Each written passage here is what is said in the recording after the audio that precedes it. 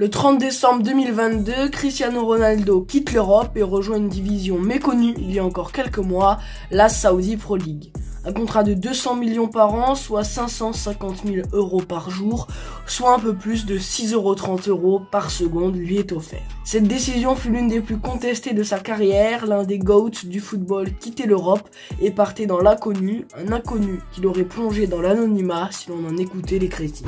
Quelques mois plus tard, après des Benzema, Mané, Neymar, Mahrez recrutés, l'Arabie Saoudite est au centre de toutes les discussions footballistiques. Diffusion TV, place en LDC, les joueurs partagés entre les clubs, vous aurez la réponse à toutes vos questions dans cette vidéo. Alors voici le guide ultime de la Saudi Pro League.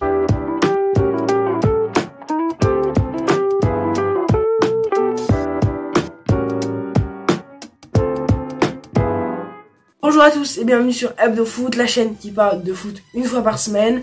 Aujourd'hui on se retrouve après une longue absence sur les vidéos longues, parce que je vous rappelle que j'ai fait plein de shorts ces derniers temps sur la quotidienne, les résumés de l'actualité.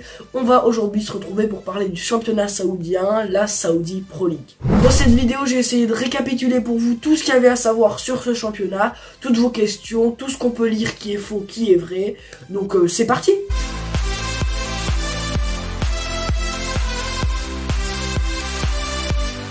Le championnat saoudien a été créé en 1975, qui est très récent. La Saudi Pro League, elle l'est encore plus car elle a été fondée en 2008 sous le nom de Saudi Professional League Authority. Elle a été lancée évidemment sous l'égide de la Fédération Saoudienne de Football. Pour vous parler un peu des clubs historiques, alors il y en a un qui sort du lot, c'est Al Hilal, mais j'ai décidé de vous récapituler les champions des 10 dernières années, alors c'est parti. On a eu en 2014 et 2015 Al Nasser qui réalise un doublé. En 2016, Al Ahly qui va être le seul club hors Al Nasser et Al Hilal à remporter ce championnat dans cette décennie. Donc en 2016 Al Ahly, 2017 Al Hilal, 2018 Al Hilal, dont un nouveau doublé. En 2019, Al Nasser met fin à cette domination de Al Hilal, mais qui va reprendre encore ces 3 dernières années avec en 2020 Al Hilal, 2021 Al Hilal, 2022 Al Hilal, et c'est Al Ittihad qui va remporter l'année dernière le championnat saoudien. Comme je l'ai dit tout à l'heure, le plus gros club de ce championnat c'est Al Hilal, le club le plus historique. Il a remporté 18 championnats alors que le championnat a été créé en 1975 et a déjà remporté 4 Ligues des champions asiatiques, ce qui est donc énorme.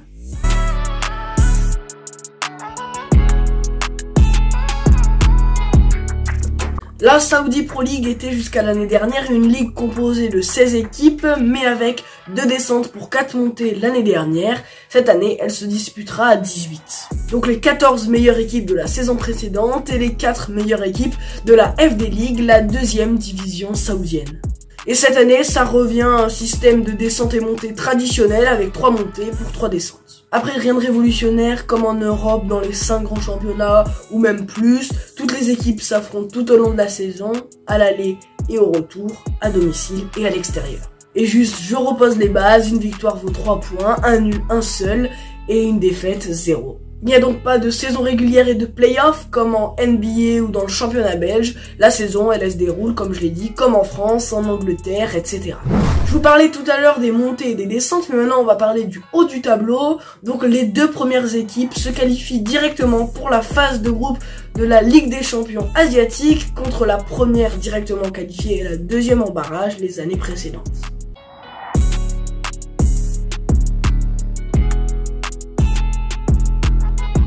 J'ai voulu répondre à cette question assez vite dans cette vidéo car c'est un peu celle qu'on entend le plus. Vous avez sûrement donc entendu cette phrase que les équipes et les joueurs étaient gérés par l'État et c'est pas exactement ça.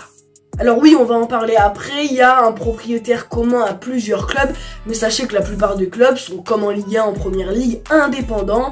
Un propriétaire gère les finances, mais cela veut pas dire bien sûr que tous ces clubs sont gérés par la même personne. Voilà, je le répète, ils ont surfé sur cette vague, cette mode d'Arabie Saoudite qui propose des contrats faramineux pour recruter des joueurs. Donc comme vous le savez, je pense, j'ai pas besoin de le rappeler, l'Arabie Saoudite arrive à attirer des joueurs grâce à des chèques, des transferts et des salaires énormissimes. Et comme tous les pays à peu près du Moyen-Orient, comme le Qatar par exemple, l'Arabie Saoudite est riche grâce au pétrole.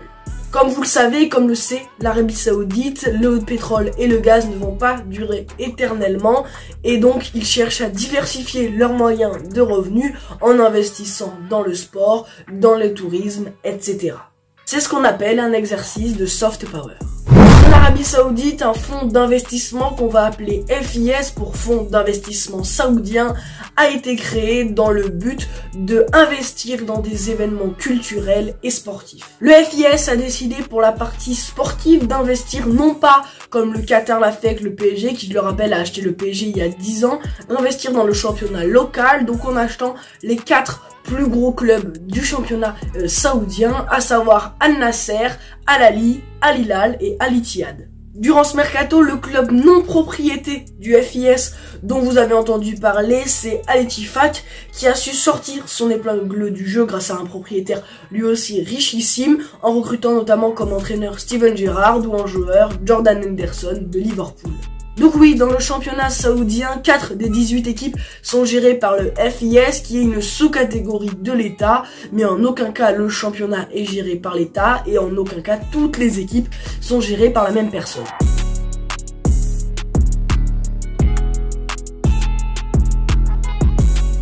Pour cette question, par contre, en toute logique, c'est vrai. Les meilleurs joueurs vont donc dans les clubs les plus riches, à savoir ceux qui sont propriétés du FIS, donc Al Hilal, Al Nasser, Al Ahly et Al Ittihad.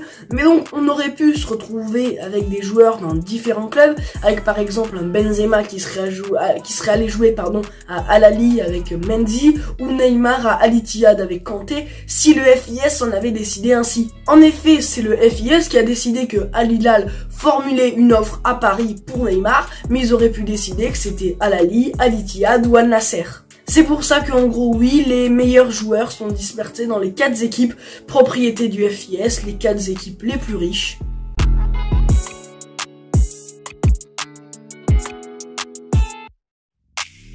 Ce système, qui est pour moi très bien géré par l'Arabie Saoudite, permet aux 4 clubs propriétés du FIS de se disputer le championnat, et je pense que dans de nombreux pays, les dirigeants auraient cédé à la tentation de remettre dans la même équipe, par exemple Al Hilal, Ronaldo, Neymar, Benzema, de former une équipe All-Star et donc de délaisser les autres équipes, ce qui aurait été fort dommage pour le développement du championnat et la dispute pour le titre. On voit bien avec ce système que l'Arabie Saoudite mène un projet long terme, avec non pas toutes les stars dans la même équipe pour un allant de communication, mais bien pour développer le championnat. Il y a un problème majeur avec ce système, car comme je vous l'ai dit, il n'y a que 2 places directement qualifiées en Ligue des Champions pour 4 clubs, voire 5 gros clubs remplis de stars. Alors on le sait, les joueurs ne vont pas en Arabie Saoudite pour le football, mais bien plus pour l'argent. Mais imaginons un Ronaldo qui vient pour jouer la Ligue des Champions asiatiques, si son club ne termine pas dans les 2 premiers, car ça peut être très simplement le Al Ittihad de Benzema, Kanté, etc.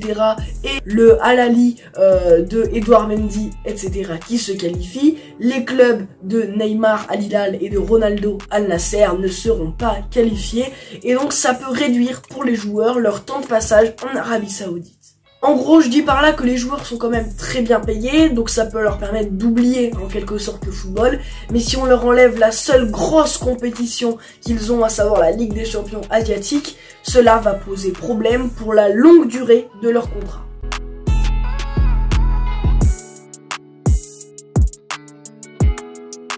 La nouvelle a commencé à prendre forme il y a quelques semaines, voire quelques mois, depuis qu'on voit que l'Arabie Saoudite mène un mercato monstrueux, et on se demande pourquoi ne disputerait pas-il la Ligue des Champions, la vraie. Permettez-moi de vous calmer tout de suite sur ce sujet, car pour moi il faudrait que dans ces cas-là, l'UEFA ou la Saudi Pro League changent totalement leur système de fonctionner, et c'est pas gagné. Le premier point de blocage, pour moi, ça va être la durée du mercato. Il dure 2 semaines de plus en Arabie Saoudite qu'en Europe, et ça pose problème.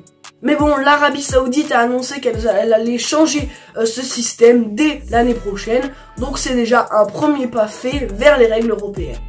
Or pour moi, le gros problème va se trouver autour du fair play financier. Soit l'UEFA doit enlever cette règle qu'elle galère à mettre en place depuis plusieurs années, soit la Saudi Pro League, le championnat saoudien, doit se mettre aux règles de l'UEFA sur le fair play financier. Pour rappel, le fair play financier limite les équipes dans le fait qu'elles dépensent plus que ce qu'elles gagnent, et donc ça va permettre de limiter le fait que des investisseurs arrivent dans des clubs de deuxième division anglaise par exemple, et en quelques saisons arrivent avec des investissements colossaux à faire gagner une Ligue des Champions au club. Mais les clubs saoudiens, eux, ne font pas partie de l'UEFA et donc ne sont pas obligés de respecter cette règle. Mais donc si le championnat saoudien rejoint l'UEFA, il devra respecter donc cette règle du fair play financier, ce qui entraînera le fait qu'ils devront beaucoup moins dépenser et donc par conséquent, ils ne pourront pas acheter autant de joueurs que maintenant. Car comme on le sait, les grandes stars ont signé en Arabie Saoudite pour l'argent, puis pour le football. Et donc c'est là que vous voyez que ça coince. Si l'Arabie Saoudite ne peut plus autant dépenser, comment feront-ils pour recruter autant de bons joueurs? Et quel serait l'intérêt pour l'UEFA de faire entrer un championnat, donc ici la Saudi Pro League, un championnat qui n'est pas européen dans l'UEFA, donc l'organisation qui gère le football européen, si celle-ci n'apporte pas de grands joueurs? Et donc pour moi cela doit passer forcément, si on veut que les deux s'entendent, par une modification d'un des deux, une modification qui pour l'instant n'est pas possible, car ce sont deux systèmes totalement différents. L'UEFA qui prône l'égalité avec des clubs avec des finances stables, des finances positives qui n'ont pas le droit de dépenser énormément s'ils ne gagnent pas assez, et la Saudi Pro League qui est beaucoup plus laxiste là-dessus et qui permet à des riches investisseurs d'investir tout l'argent qu'ils veulent dans les clubs.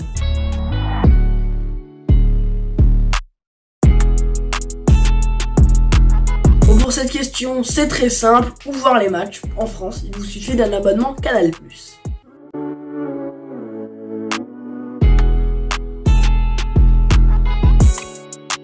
Dans cette partie, je vais vous parler des 5 gros clubs, à savoir les 4 propriétés du FIS. Je vous les rappelle, Al Ittihad, Al Hilal, Al Ahly et Al Nasser, et Al Ettifaq qui a tiré son épingle du jeu, comme je vous l'ai dit précédemment.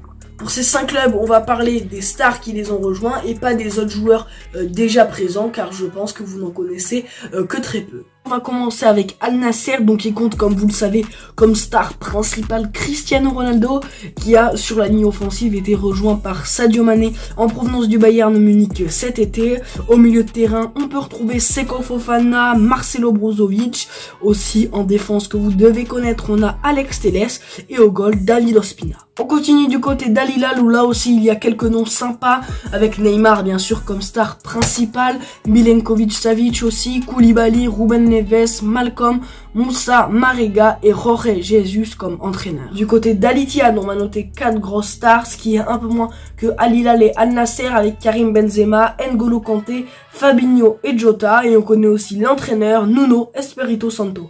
Enfin, le dernier club propriétaire du FIS avec Al Ahly, là aussi, qui est avec le niveau de star un peu comme Al Hilal et Al Nasser, donc avec Roberto Firmino, Riyad Mahrez, Edouard Mendy, Alan Saint-Maximin, Riyad Boudbouz et Franck Kessié. On voit quand même une très bonne ligne d'attaque.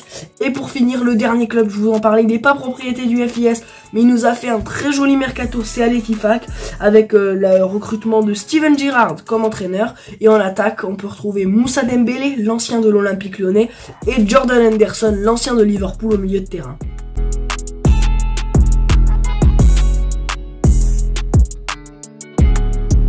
Je sais pour cette avant-dernière question que ça fait partie du championnat saoudien, donc on va en parler. Les salaires extrêmement élevés, donc je vais vous faire tout simplement un top 5 des joueurs les mieux payés du championnat. Donc à la première place, à égalité, on retrouve Cristiano Ronaldo avec Al Nasser, avec un contrat de 200 millions d'euros à l'année environ, et c'est à peu près la même chose pour le Ballon d'Or 2022, Karim Benzema. Allez, ensuite, nouvelle égalité entre Neymar et N'Golo Kanté. Oui, ça peut surprendre de voir Neymar et N'Golo Kanté pareil au niveau des salaires, mais en Arabie Saoudite, les deux sont payés environ à 100 millions d'euros par an. Et pour finir ce top 5, on retrouve Sadio Mané, l'ancien des Reds et du Bayern Munich, qui est payé aux alentours de 60 millions d'euros l'année. Pour finir, dernière question, on va voir comment est le jeu ici. Alors pour le jeu là-bas, ça va être très simple. J'ai essayé de visionner les résumés le plus souvent possible. Canal+ en fait de temps en temps. Je vous conseille, c'est assez rapide si vous voulez suivre de près ou de loin le championnat. Et par contre, je vais pas vous mentir, j'ai regardé que 2 matchs. J'ai eu de la chance sur les matchs, je vais vous expliquer pourquoi après. J'ai regardé 2 matchs cette année en intégralité. Le premier entre Al Hilal et Al Ittihad, gagné 4-3 par Al Hilal. Et le deuxième, un nouveau 4-3 entre les deux autres clubs propriétés du FIS, à savoir Al Ahly et et donc Al Nassr. 4-3 pour le club de Ronaldo. Donc autant dire que j'ai été chanceux sur les matchs parce que j'ai vu des buts, mais des scores que j'ai vus, c'est pas tout le temps comme ça. Donc moi je vais vous parler des 2 matchs que j'ai vus et un peu de ce que j'ai vu des résumés. Donc sur ces 2 matchs, moi je vais vous le dire, c'était assez plaisant à regarder parce que les équipes sont pas bridées, elles sont très portées vers l'offensive et du coup on a quand même beaucoup de buts comme on l'a vu là. En 2 matchs j'ai quand même eu la chance de voir 14 buts, ce qui est assez énorme, de 4-3. Alors bien sûr j'ai eu de la chance, mais on voit, si vous allez voir un peu, vous renseigner sur les scores, j'ai pas vu énormément de 0-0, il y a toujours 2-3 buts par match et c'est quand même très plaisant à savoir. Aussi, deuxième point intéressant, ce qui est intéressant à regarder, c'est de regarder la différence entre les stars et les joueurs à peu près normaux du championnat. Donc quand on voit un Karim Benzema face à des défenses saoudiennes de niveau saoudien, c'est assez marrant à regarder, on voit la différence de niveau et c'est assez sympa à analyser. En conclusion, je vais plus aller regarder la Saudi Pro League un week-end que le championnat d'Amérique, donc la MLS. Voilà, s'il y a rien et qu'il n'y a pas un bon choc de première ligue ou de autre championnat, on regarde ça le dimanche ou le samedi en fin de soirée. Souvent c'est vers 18h30 avec le décalage horaire et c'est assez agréable à regarder. Donc je vous conseille d'en regarder quelques-uns juste pour vous faire un avis là-dessus. Et nous on va tout de suite passer à l'outro de la vidéo. Donc voilà les amis, c'est la fin de cette vidéo, j'espère qu'elle vous a plu. Pour moi c'était un plaisir de vous la faire. Ça faisait très longtemps que je m'étais pas retrouvé face caméra parce que ça fait déjà presque 2 mois que j'ai pas sorti de vidéo horizontale, donc ça va revenir. Cette vidéo, je sais pas si vous avez remarqué, mais il y a beaucoup de texte, ça m'a demandé beaucoup de recherche, donc elle a été très longue à écrire. Même si j'avoue, j'ai mis du temps à m'y mettre et j'ai pas été très régulier dans l'écriture de la vidéo. Mais donc voilà aussi, ça fait très longtemps que je me suis pas retrouvé en face cam. Donc j'ai peut-être perdu l'habitude parce que tout cet été on a fait des vidéos mercato que je faisais entièrement en voix off. Mais si ça vous intéresse, j'essaye de vous résumer tous les jours, ou maintenant on va essayer de faire tous les 2 jours parce que ça me demande beaucoup de temps. Un short pour résumer l'actualité, vous allez avoir une vidéo là-dessus qui va s'intituler j'ai fait par exemple un short tous les 2 jours pendant 30 jours et voici les résultats. Et donc j'espère que cette vidéo vous a plu sur la Saudi Pro League. Si c'est le cas, n'hésitez pas à liker et à vous abonner. Et nous on se retrouve d'ici 2 semaines, donc pas le samedi prochain mais le samedi encore d'après, pour une nouvelle vidéo. On va reprendre un rythme bien soigné. Sur ce, à bientôt.